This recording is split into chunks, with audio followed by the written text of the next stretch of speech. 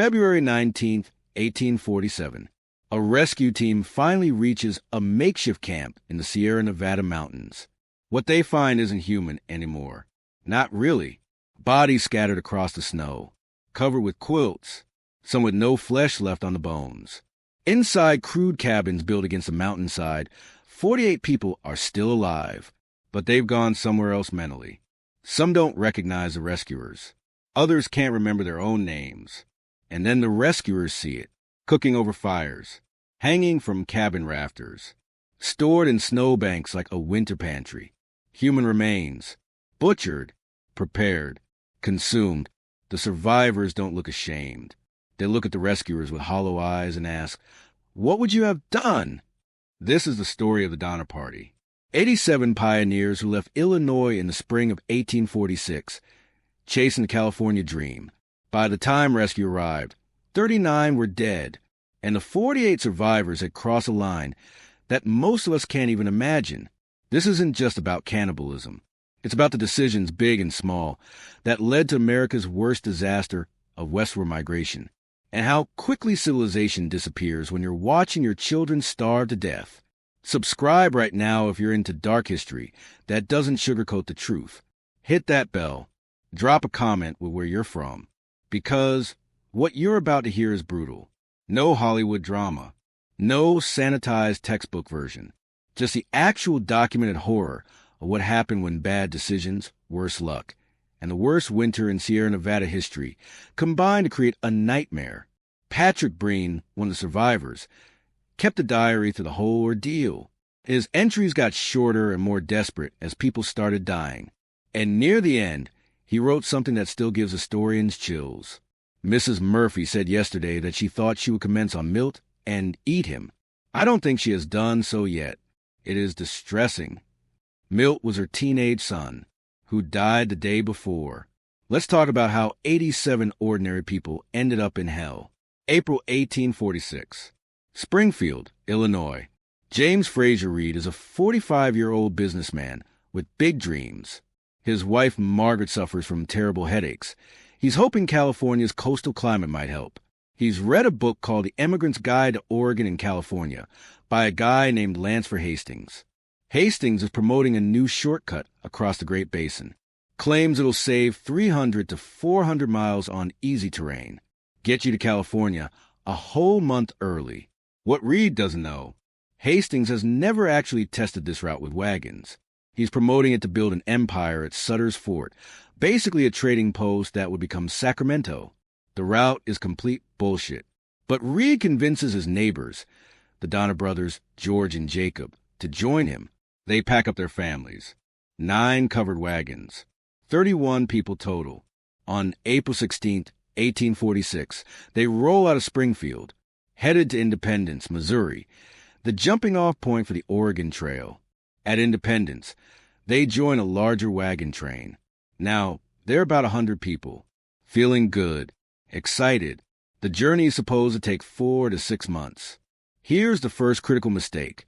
They leave Independence on May 12th. They're one of the last wagon trains of the season. Timing was everything on the Oregon Trail. You needed to leave early enough to cross the Sierra Nevada before the first snow. May 12th is cutting it dangerously close. One traveler wrote, "I am beginning to feel alarmed at the tardiness of our movements and fearful that winter will find us in the snowy mountains of California." They had no idea how right they were. The wagon train crawls across the Great Plains. Progress is slow. They've got families with young kids, several elderly people, 2 members with tuberculosis. Plus, Reed brought 3 massive wagons, including one nicknamed the Pioneer Palace Car that was basically a mobile mansion. Thing had a built-in iron stove, spring cushion seats, and a second level for sleeping. That wagon would become a millstone around their necks. By late June, they reached Fort Laramie in Wyoming, only 1 week behind schedule. Not bad. At the fort, Reed runs into an old friend, James Kleiman, who just traveled Hastings' route eastward. Kleiman pulls Reed aside. "Don't take the Hastings cutoff. The road is barely passable on foot. It's impossible with wagons. There's a massive desert. The mountains are brutal. Take the regular trail." Reed ignores him.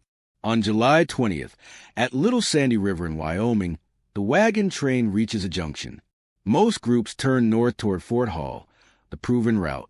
Reed, the Donners, and a few other families turn southwest, toward Hastings Cutoff. 87 people total. They're chasing that 300-mile shortcut, that extra month of travel time saved. What they get instead is disaster after disaster after disaster. The Hastings Cutoff turns out to be a nightmare. First, they hit the Wasatch Mountains. Hastings had said this would be easy terrain. It's not. They're hacking through dense brush, building their own trail, moving boulders. It's exhausting, brutal work in summer heat. They lose 2 full weeks. The shortcut has already cost them more time than it was supposed to save. Then they reach the Great Salt Lake Desert. Hastings had said it was 40 miles across. 2 days of travel. You find water after 24 hours. It's actually 82 miles. Takes 5 days. Water is only found after 48 hours. The desert crossing destroys them. Dozens of cattle die. Several wagons have to be abandoned, including Reed's fancy Pioneer Palace car. People are dehydrated, exhausted, traumatized. On September 26, an argument erupts. John Snyder, a teamster, is whipping his oxen. Reed tells him to stop. Snyder won't. The 2 men fight. Reed pulls a knife and stabs Snyder in the stomach. Snyder dies. The Donner Party holds a vote. Someone to hang Reed. They settle on banishment instead. Reed is forced to leave his wife and 4 kids behind and ride west alone with one companion, Walter Heron. It's a brutal punishment. But Reed actually gets lucky. He'll reach Sutter's Fort and survive. His family will have to make it through the mountains without him. By late September, the Donner Party finally rejoins the main California Trail near the Humboldt River in Nevada.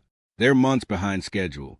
Every other wagon train from 1846 has already made it to California. They're racing against winter, and winter is winning.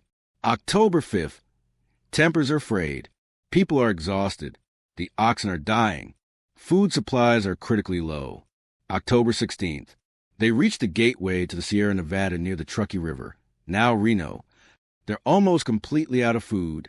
Then, a miracle. Charles Stanton, one of the men they'd sent ahead to Sutter's Fort, returns on October 19th. He's got 7 mules loaded with beef and flour, 2 Native American guides, and news of a clear but difficult path through the mountains. The party rests for 5 days, 50 miles from the summit, letting their oxen recover for the final push. This delay, 5 days of rest, will haunt the survivors for the rest of their lives. On October 28th, James Reed arrives at Sutter's Fort. He immediately starts planning a rescue mission to go back for his family. October 31st, the Donner Party starts climbing toward what's now called Donner Pass. They're 1 day away from making it over the summit before the snow hits. That night, the first blizzard arrives. November 1st, 1846.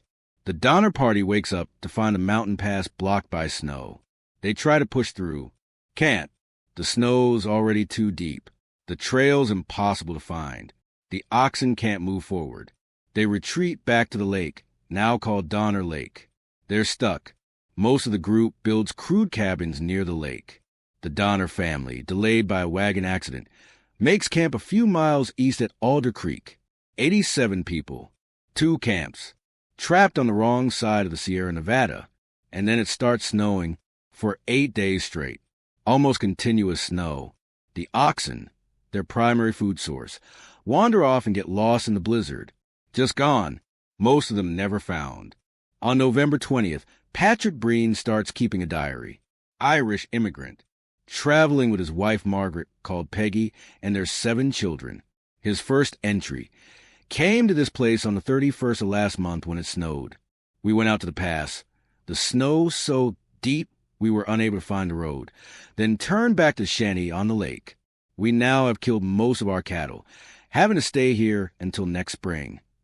The tone is matter-of-fact, almost calm. He has no idea what's coming. December 15th, Bayless Williams, an employee of the Reed family, dies of malnutrition. first recorded death in the camps. Many others would follow. December 16th, 15 people make a desperate decision. 10 men and 5 women strap on improvised snowshoes and try to walk out of the mountains to get help. This group becomes known as a Forlorn Hope. They set out with almost no food. The plan is to reach settlements in California and send back rescue parties. For a month, the Forlorn Hope wanders a frozen Sierra Nevada. People start dying, and the survivors face an impossible choice. They discuss drawing lots for a human sacrifice. They consider having 2 men duel to the death so others can eat the loser. Then several people die naturally, and the Forlorn Hope makes a decision that will define the Donner Party forever. They start eating the dead. Sarah Murphy Foster watches as other pioneers roast her brother Lemuel's heart on a stick. She doesn't stop them. She's too hungry. The Forlorn Hope includes 2 Native American guides, Salvador and Luis. When the group runs completely out of food, William Foster, who's lost his mind from starvation, shoots both men in the head, and the survivors consume their flesh. On January 17th, 1847, 7 members of the Forlorn Hope stumble into a ranch in California. 7 out of 15. They immediately organize rescue efforts. Back at the mountain camps, things are getting worse. Patrick Breen's diary entries get shorter, more desperate. January 13th. Snowing fast wind, NW snow higher than the shanty must be 13 feet deep. Don't know how to get with this morning. It is dreadful to look at. January 31st.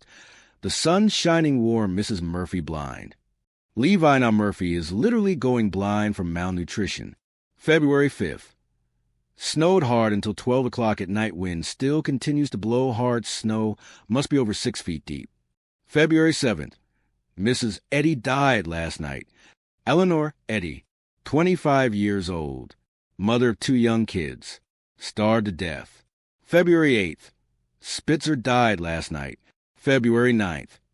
Mrs. Murphy said here yesterday that thought she would commence on Milt and eat him. I don't think she has done so yet. It is distressing. Milt was Levi Murphy's son. He died recently. Now she's so delirious from starvation that she's openly talking about cannibalizing her own child. This is what starvation does to the human mind. It strips away everything except the biological imperative to survive. The camps have run out of everything. They've eaten all the remaining cattle. They've boiled leather hides to extract any nutrition. They've eaten bark off trees. They've caught and eaten mice. Bodies are piling up outside the cabins. People are too weak to bury them. The snow's too deep anyway. And then, inevitably, the survivors at the main camp start doing what the Forlorn Hope already did. They begin consuming the dead. Not everyone participates. The Breen family, Patrick, Peggy, and their 7 kids, somehow avoid it. They ration their limited supplies carefully. They pray constantly. Patrick's Catholic faith becomes his anchor, but others don't have that option. Or that willpower, or maybe just bad luck with food distribution. Louis Keseberg, a German immigrant, becomes the most infamous. He's accused of not just eating the dead, but enjoying it, of hoarding bodies. Some survivors later claim he murdered people for food, though this was never proven. The Donner Camp at Alder Creek is even worse. The family's in a primitive shelter. George Donner has a hand infection that's getting gangrenous. Tamsin Donner, his wife, is trying to care for him and their young daughters while they all slowly starve. February 19th, 1847. The first rescue party finally reaches the lake camp. They're shocked by what they find. Bodies everywhere on top of the snow, covered with quilts, some with no flesh remaining. 48 people still alive, but many have lost their minds. Some can be revived. Margaret Reed has somehow kept all 4 of her children alive. So has Peggy Breen with her 7 kids. So has Tamsin Donner with her daughters. But there's not enough food to save everyone. The rescuers can only take 24 people out. The Breens decide to wait for the next rescue party. So do the Donners. George is too sick to move. Tamsin refuses to leave his side. On February 22nd, the first rescue group starts back with 24 survivors. They leave minimal food for the 31 desperate people still trapped. Patrick Breen writes, Friday, February 26, hungry times in camp. March 1st, second rescue party arrives, led by James Reed himself. He's come back for his family. Reed finds some survivors at starved camp. A horrific scene where 3 people have died and survivors have been forced to eat them, including children consuming the bodies of other children. Reed gets more people out, but not everyone. Some are too weak. Some won't leave family members behind. At the Donner camp, George Donner is dying. Tamsen could leave with rescuers, save herself, and reunite with her daughters who've already been evacuated, but she won't abandon her husband. I will stay with my husband, she says. It's the last time anyone sees Tamsen Donner alive. Third rescue party arrives in March, led by William Foster and William Eddy, both survivors of the Forlorn Hope. They find more horrors, more bodies, more evidence of cannibalism. Fourth and final rescue mission reaches the camps in April. Only one person remains, Louis Keseberg. He's alone in the camp, surrounded by dismembered corpses. He's been surviving entirely on human flesh for weeks. Keseberg tells rescuers that both George and Tamsen Donner died natural deaths. He consumed their bodies to stay alive. Some survivors later accuse him of murdering Tamsen for her money and for food. Keseberg denies it his whole life.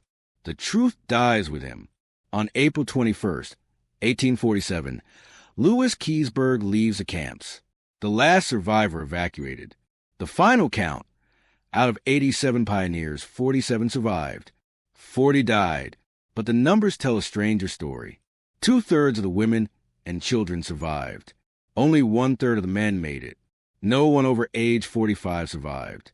George Donner, Jacob Donner, all the elderly members, dead. Women survived at dramatically higher rates, partly because they had more body fat, better insulation, and energy reserves for starvation conditions, partly because the men gave them more food, partly because men went on the deadly rescue missions that failed. The Breen family had the best survival rate. All 9 family members made it out alive. Patrick's Catholic faith, strict rationing, and refusal to help others probably saved them. It's dark, but true. The families that shared the least had the best odds. The survivors scatter across California. Many never speak about what happened. Mary Graves married young. Her first husband was murdered. She cooked his killer's food while he was in prison to make sure the condemned man stayed alive long enough to be hanged. One of her grandchildren later noted, she was very serious. She once said, I wish I could cry, but I cannot. If I could forget the tragedy, perhaps I would know how to cry again. Nancy Graves, 9 years old during the winter, refused to acknowledge her involvement for the rest of her life. She reportedly couldn't recover from her role in the cannibalism of her own mother and brother. Isabella Breen, 1 year old during the winter, became the last survivor of the Donner Party. She died in San Francisco on March 25, 1935, at age 90. William Eddy, survivor of the Forlorn Hope who'd lost his wife and 2 children, swore he'd murder Louis Keseberg for allegedly killing Tamsen Donner. James Reed and others talked him out of it. Keseberg lived until 1895. He spent the rest of his life denying he murdered anyone. Most people didn't believe him. The stigma destroyed his life repeatedly. He'd open businesses. People would find out who he was and drive him out of town. In 1879, a 12-year-old named Donner was staying at the same inn as Keseberg. The old man apparently told stories that contradicted his earlier claims about not enjoying the cannibalism. But memories are unreliable, especially traumatic ones. The Donner Party became a cautionary tale. Newspapers across the country covered it. Some sensationalized the cannibalism grotesquely. Others downplayed it to keep the dream of westward expansion alive. In 1849, just 2 years after the Donner Party, the California Gold Rush brought thousands more immigrants across the same trails. The disaster didn't stop migration. It barely slowed it down. The survivors gave mixed messages. Some warned others not to attempt the journey. Others, including James Reed, actively encouraged westward migration, insisting the lessons learned from the Donner Party would prevent future tragedies. In 2010, archaeologists excavated the Alder Creek campsite. They found no human bones, no physical evidence of cannibalism at that specific location. This doesn't mean it didn't happen. The documentary evidence is overwhelming, but it suggests maybe the Donner family specifically avoided it. Or maybe the bones were disposed of carefully. Or maybe animals scattered them over 160-plus years. The debate continues, but the documented survivor accounts are clear. Cannibalism happened extensively at both camps. Here's what the Donner Party story is really about. Bad decisions compound. Leaving late, trusting Hastings' improving shortcut, taking the heavy wagons, resting for 5 days at the Truckee River, killing John Snyder and banishing Reed. Every single mistake made the next disaster more likely. Leadership matters desperately. The Donner Party had no real leader after Reed's banishment. Decisions were made by committee. Nobody took charge. Nobody said, "We're moving now," when they rested at Truckee. Compare that to other wagon trains with strong leadership. They made it through fine. Nature doesn't care about your plans. The winter of 1846 to 47 was the worst in Sierra Nevada history. Record snowfall. If they'd arrived 1 week earlier, they'd have made it. 1 week. That's the margin between survival and catastrophe.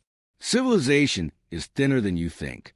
These were ordinary people, families, kids. They weren't monsters. But put them in extreme circumstances, watching their children starve, and the rules disappeared fast. Patrick Breen wrote about it almost clinically in his diary. Mrs. Murphy said she would commence on Milt. Not horror, just documentation. Because when you're dying, morality becomes a luxury you can't afford. The question isn't would you do it? The question is, what would you do to save your children? If you're a parent watching your kid starve to death, and there's a body in the snowbank that's already dead, already beyond help, what do? It's easy to judge from comfort, from a place where you've never missed a meal. The Donner Party survivors didn't have that luxury. Michael Wallace, who wrote a comprehensive history of the Donner Party, put it perfectly. Eating human flesh was a total last resort. People say, "Oh, those cannibals, how could they do that?" I turn around and say, what would you do if you were a mother watching your children starve and freeze to death? There's no black and white, only gray, only desperate people making desperate choices. And yeah, some people like Louis Keseberg maybe cross lines that can't be justified, maybe enjoyed it in ways that suggest something darker than pure survival. But most of them, they were just trying not to die. The real horror isn't the cannibalism. It's how quickly we'd all potentially get there under the same circumstances. The Donner Party left Springfield on April 16, 1846, with dreams of California paradise. Less than a year later, 40 of them were dead. The survivors had consumed human flesh to stay alive, and America learned that the journey west could demand costs nobody anticipated. Today, Interstate 80 follows roughly the same route through Donner Pass. During winter, the highway sometimes has to close because of massive snowfall, even with modern snow removal equipment. Donner Lake is a popular vacation spot. Pretty cabins, skiing, camping. Most visitors don't think about what happened there 178 years ago, but the stumps of trees cut by the Donner Party are still visible. Their height shows how deep the snow was, 13 to 22 feet in some places. You can still see the physical evidence of what trapped them. In 1918, a monument was erected at the site. It reads, "Virile to risk and find, kindly withal and ready help, facing the brunt of fate, indomitable, unafraid." Heroic language, which is debatable. Some were heroes, some weren't. Most were just people trying to survive impossible circumstances. Patrick Breen's diary ends on March 1st, 1847, when the Second Rescue Party finally evacuated his family to safety. His last entry talks about weather conditions and remaining food supplies. Purely practical. No reflection on what they'd endured. No moral judgment. Just survival math. All 7 of the Breen children survived. So did both parents. They settled in California, bought land, became successful. And they almost never talked about the winter of 1846 to 47. Some things you survive, but you never really escape. What do you think? Could you make the choice the Donner Party survivors made? Drop your honest answer in the comments. And if this story made you think about human nature, survival, and the thin line between civilization and savagery, subscribe, hit that bell, and share this. The Donner Party isn't just history. It's a mirror, showing us what we're capable of when everything else is stripped away. Until next time, stay safe, stay smart, and maybe appreciate that you've never had to make choices like theirs.